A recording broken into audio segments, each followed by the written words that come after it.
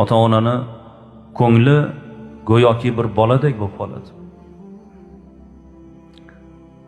Bir akamiz aytadilar, musulmonlar idorasida ishlaydilar. Men bozorga borib bir meva u bu narsa olib kelsam,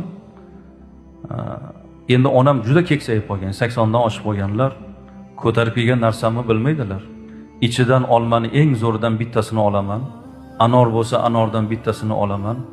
Shuna qilib alohida ajra onajon, men sizga alohida olib keldim deb turib, bolam, menga bitta olib keldingmi? Ha, onajon, sizga olib keldim dedi. Bittadan oshig'i ertaga urinib qoladi. Ertaga yana bitta olib kelaman. O'zi 2 kilo olib kelganman.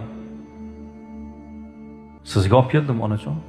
Bir boshni yaxshisini olaman deb oldilariga olib kelib, axir menga bir bor bozordan bitta olib keldingmi? Ha, bordim, bitta oldim onajon. Ertaga borsam yana bitta olib kelaman. Bola shunga ishonadi onam, boladay bo'lib qolganlar. Endi xursand bo'lganlarni ko'ring. O'sha bitta olmani keyin bo'ladilar.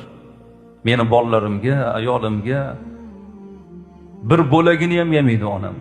Lekin bu yerda ko'ngil, onamni xursand qilganimga o'zim ham xursand bo'laman.